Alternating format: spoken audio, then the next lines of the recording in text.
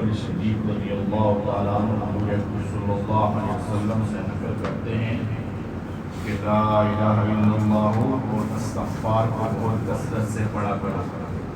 شیطان کہتا ہے کہ میں نے لوگوں کو گناہوں سے ہلاک کیا اور انہوں نے مجھے لا الہ الا اللہ اور استغفار سے ہلاک کر دیا۔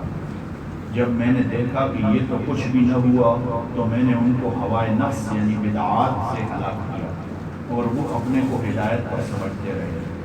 حضرت ابوبکر صدیق رضی اللہ تعالیٰ عنہ حضور اکرم صلی اللہ علیہ وسلم سے نقل کرتے ہیں کہ لا الہ الا اللہ اور استغفار کو بہت کثرت سے پڑھا کرو۔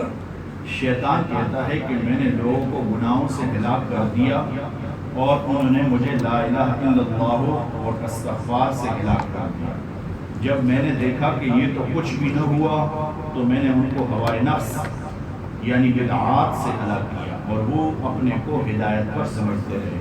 فائدہ لا الہ الا اللہ اور استغفار سے ہلاک کرنے کا مطلب یہ کہ شیطان کا منتہائی مقصد دل پر اپنا زہر چڑھانا ہے، جس کا ذکر باب اول فصل 2 کے نمبر 14 پر گزر چکا ہے۔ اور یہ زہر جب بھی چڑھتا ہے جب دل اللہ کے ذکر سے خالی ہو، ورنہ شیطان کو ذلت کے ساتھ دل سے واپس ہونا پڑتا ہے۔ اور اللہ کا ذکر دلوں کی صفائی کا ذریعہ ہے۔ چنانچہ مشکات میں حضور اکرم صلی اللہ علیہ وسلم سے نقل کیا ہے کہ ہر چیز کے لیے ایک صفائی ہوتی ہے، دلوں کی صفائی اللہ کا ذکر ہے۔ اسی طرح استغفار کے بارے میں کثرت سے احادیث میں وارد ہوا ہے کہ دلوں کے میل اور ضعف کو دور کرنے والا ہے۔ ابو علی دقاق رحمہ اللہ کہتے ہیں کہ جب بندہ اخلاص سے لا الہ کہتا ہے تو ایک دم دل صاف ہو جاتا ہے، جیسا آئینہ پر بھیگا ہوا کپڑا پھیرا جائے۔ پھر وہ الا اللہ کہتا ہے تو دل صاف، تو صاف دل پر اس کا نور ظاہر ہوتا ہے۔ ایسی صورت میں ظاہر ہے کہ شیطان کی ساری کوشش بیکار ہو گئی اور ساری محنت رائے گاہ گئی۔ ہوائے نفس سے ہلاک کرنے کا مطلب یہ کہ ناحق کو حق سمجھنے لگے اور جو دل میں آ جائے اسی کو دین اور مذہب بنا لے۔ قرآن شریف میں کئی جگہ اس کی مذمت وارد ہوئی ہے۔ ایک جگہ ارشاد ہے افرأیت من اتخذ الہہ ہواہ واضلہ اللہ علی علم وختم علی سمعہ وقلبہ وجعل علی بصرہ غشاوہ فمن یہدیہ من بعد اللہ افلا تذکرون۔ کیا آپ نے اس شخص کی حالت بھی دیکھی جس نے اپنا خدا اپنی خواہش نفس کو بنا رکھا ہے اور خدا تعالی شانو نے اس کو باوجود سمجھ بوجھ کے گمراہ کر دیا ہے اور اس کے کان اور دل پر مہر لگا دی اور آنکھ پر پردہ ڈال دیا کہ حق بات کو نہ سنتا ہے نہ دیکھتا ہے نہ دل میں اترتی ہے۔ بس اللہ کے گمراہ کر دینے کے بعد کون ہدایت کر سکتا ہے؟ پھر بھی تم نہیں سمجھتے۔ دوسری جگہ ارشاد ہے وَمَنْ أَضَلُّ مِمَّنِ اتَّبَعَ هَوَاهُ بِغَيْرِ هُدًى مِّنَ اللَّهِ إِنَّ اللَّهَ لَا يَهْدِي الْقَوْمَ الظَّالِمِينَ۔ سورہ قصص رکوع نمبر 5 ہے۔ ایسے شخص سے زیادہ گمراہ کون ہوگا جو اپنی نفسانی خواہش پر چلتا ہو بغیر اس کے کہ کوئی دلیل اللہ کی طرف سے اس کے پاس ہو۔ اللہ تعالی شان ایسے ظالموں کو ہدایت نہیں کرتا۔ اور بھی متعدد جگہ اس قسم کا مضمون وارد ہوا ہے۔ یہ شیطان کا بہت ہی سخت حملہ ہے کہ وہ غیر دین کو دین کے لباس میں سمجھا رہے اور آدمی اس کو دین سمجھ کر کرتا رہے اور اس پر ثواب کا امیدوار بنا رہے۔ اور جب وہ اس کو عبادت اور دین سمجھ کر کر رہا ہے تو اس سے توبہ کیوں کر سکتا ہے؟ اگر کوئی شخص زناکاری، چوری وغیرہ گناہوں میں مبتلا ہو تو کسی نہ کسی وقت توبہ اور چھوڑ دینے کی امید ہے، لیکن جب کسی ناجائز کام کو وہ عبادت سمجھتا ہے تو اس سے توبہ کیوں کرے گا اور کیوں اس کو چھوڑے گا، بلکہ دن بدن اس میں ترقی کرے گا۔ اللہ رب العزت ہم سب کو بدعات سے محفوظ فرمائے، ہماری بدعات سے حفاظت فرمائے۔ الحمدللہ لا الہ الا اللہ اور استغفار کے بارے میں یعنی کثرت سے رمضان المبارک کے لیے بھی یہ ہے کہ رسول اللہ علیہ السلام نے ارشاد فرمایا کہ رمضان میں لا الہ الا اللہ کی کلمہ طیبہ کی اور استغفار کی کثرت کرو۔ تو ہم اپنے گریبان میں دیکھیں کہ یہ حدیث ہم کئی دنوں سے سن رہے ہیں کہ لا الہ الا اللہ اور استغفار کی کثرت کریں۔ ہم اپنے گریبان میں دیکھیں کہ کیا ایک دن بھی ہم نے 100 مرتبہ استغفار کیا؟ کیا ایک دن بھی ہم نے لا الہ الا اللہ 100 مرتبہ پڑھا ہے؟ کئی دنوں سے سن رہے ہیں نا حدیث، کئی دنوں سے. اپنے اپنے سوچنے کی بات ہے، اپنے اپنے گریبان میں دیکھنے کی بات ہے کہ ہم کتنا اس پر عمل کرتے ہیں. سننے میں حدیث پاک سننا، پھر اس پر عمل کرنا ضروری ہے. اب سننے میں انسان کا دل نرم ہو جاتا ہے، بعض دفعہ آنکھوں سے آنسو بھی نکل آتے ہیں، لیکن اصل مقصد تو یہ ہے کہ ان احادیث پہ ہمارا عمل ہو جائے.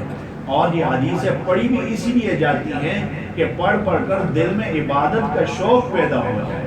جب عبادت کا شوق دل میں پیدا ہوگا تو پھر عبادت کا کرنا آسان ہوگا. اب تراویح کا شوق جس کو ہے، چاہے وہ ساری ساری رات بھی کھڑا رہے، اس کے لیے کوئی مشکل نہیں ہے. جس کو شوق نہیں ہوگا تو پھر وہ اس کے لیے جو ہے بہت مشکل ہو جائے گا. 15 منٹ کھڑا ہونا بھی، بلکہ 20 منٹ کھڑا ہونا بھی.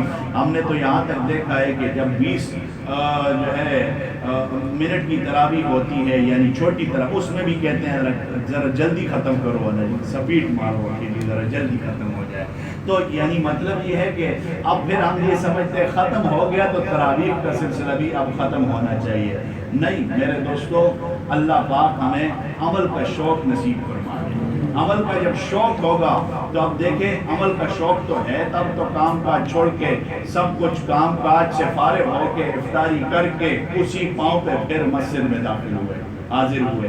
اب 1.5-2 گھنٹے قرآن سنا، اس کے بعد اللہ رسول کی بات سننے کے لیے بیٹھ گئے. اللہ مجھے آپ کے عمل کی توفیق نصیب فرما دے. ساتھی پوچھ رہے تھے زکوٰۃ کے بارے میں.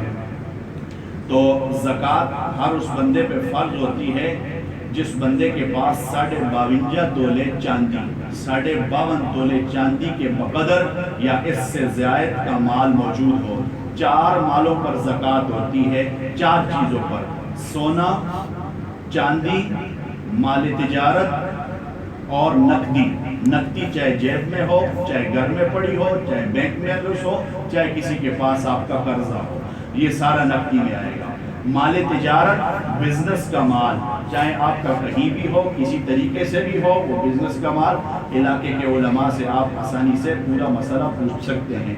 سونا ہے، چاندی ہے. آپ کہیں گے جناب ہمارے پاس سونا ہے لیکن چاندی تو نہیں ہے. ٹھیک ہے، چاندی نہیں ہے، کوئی مسئلہ نہیں ہے. سونا ہے، دونوں حدیثیں موجود ہیں. سونے کے بارے میں الگ حدیث موجود ہے، چاندی کے بارے میں الگ حدیث موجود ہے. لیکن فقہائے کرام نے جب دیکھا کہ غریب کا بھلا کس میں ہے، علماء نے پھر لکھا ہے غریب کا بھلا 52.5 تولہ چاندی کے اندر ہے. مسئلہ اصل میں بار بار اس لیے آ رہا ہے نا کہ ہر بندے کے پاس ایک مسئلہ پک چکا ہے ذہن میں، بڑوں سے چھوٹوں سے سن کر، بڑوں سے سن کر کہ جی 7.5 تولے سونا جس کے پاس ہوگا اس پہ زکوٰۃ ہے. نہیں، مسئلہ یہ ہے کہ 52.5 تولے چاندی یا اس کے بقدر یا اس سے زیادہ اگر کسی کے پاس مالیت کا مال موجود ہوگا، حساب لگا دیں. جیب کا پیسہ بھی، گھر کے اندر پیسہ پڑا ہے، یا تھوڑا بہت سونا جو ہے اکٹھا کر لیں، بازار سے پوچھ لیں کہ 52.5 تولے چاندی کے بقدر ہوتا ہے، تو پھر آپ زکوٰۃ کے مستحق نہیں ہیں بلکہ آپ صاحب نصاب ہیں. آپ زکوٰۃ ادا کریں گے، اور ادا کریں گے تو کن لوگوں کو ادا کریں گے؟ سال اس پر گزرنا ضروری ہے. جب سے آپ صاحب نصاب ہو گئے اس کے درمیان میں سال گزرنا ضروری ہے. اب آپ کے اوپر سال گزر گیا، درمیان میں جتنا مال آیا ہے جمع مائنس کرتے رہو. جو خرچ ہوتا رہا اس کا کوئی حساب نہیں ہے، جو پڑا رہا اور بچتا رہا وہ سال کے اندر چاہے 1 دن پہلے آئے، چاہے 1 گھنٹہ پہلے آئے، چاہے 1 منٹ پہلے آئے، آپ کے اوپر اس کی جو ہے زکوٰۃ واجب ہو جائے گی، ضروری ہو جائے گی. اب آپ اس کا زکوٰۃ ادا کریں گے. اب زکوٰۃ کے ادا کرنے کے لیے آپ کو یہ معلوم ہونا چاہیے، رسول اللہ علیہ السلام کے ارشاد کا مفہوم ہے اللہ نے تمہارے اغنیاء پر 2.5% زکوٰۃ کو ضروری قرار دیا ہے. یہ تمہارے فقراء کے لیے کافی ہے. اللہ جانتے ہیں کہ فقراء کے لیے یہ کافی ہے.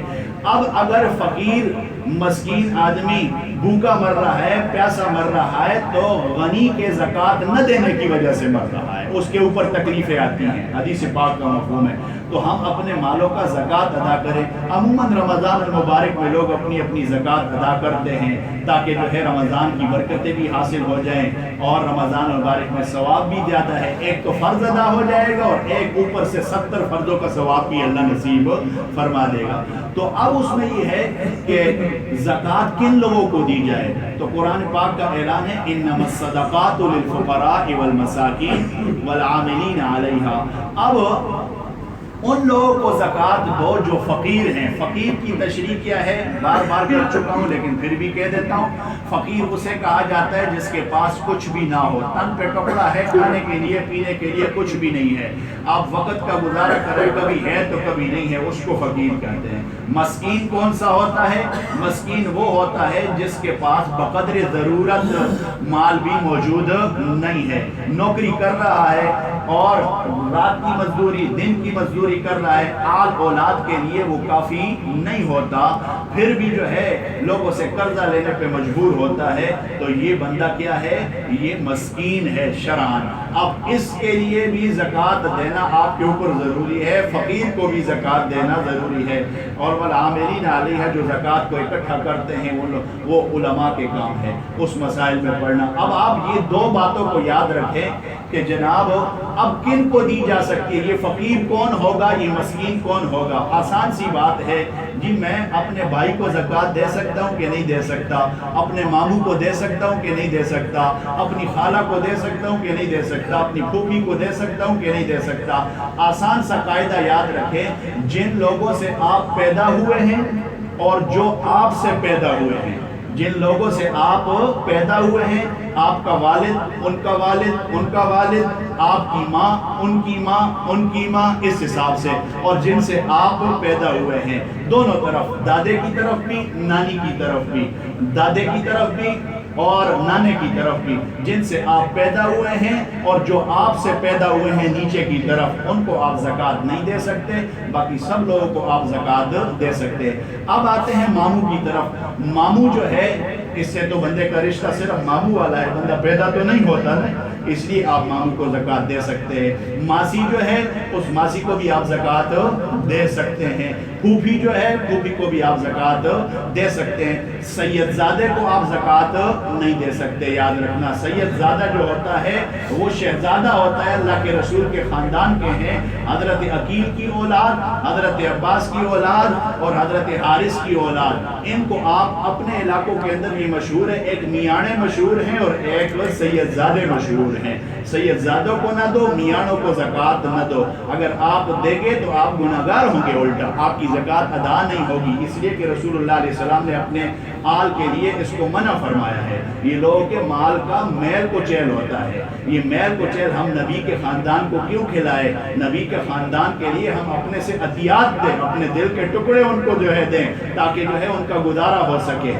اب سید زادوں کو بھی زکوٰۃ نہیں دی جا سکتی، فطرانہ بھی نہیں دیا جا سکتا، زکوٰۃ بھی نہیں دی جا سکتی، اور منت کی چیز بھی نہیں دی جا سکتی۔ باقی آپ طلباء کو دے سکتے ہیں، مدارس دینیہ کو دے سکتے ہیں، علماء جو غریب ہیں ان کو دے سکتے ہیں، اور باقی جو غریب حضرات ہیں پہلے اپنے علاقے میں اس دن جس طرح بتایا تھا کہ اپنے عزیز رشتہ داروں میں دیکھو، محلے میں دیکھو، پھر اور مدارس دینیہ کی طرف توجہ کریں، تو انشاءاللہ اس حساب سے آپ اپنی زکوٰۃ ادا کریں۔ باقی زکوٰۃ کے مختصر یہ مسائل ہو گئے، باقی مسائل انشاءاللہ جمعے کو بیان کریں گے۔ اللہ کی توفیق نصیب فرمائے۔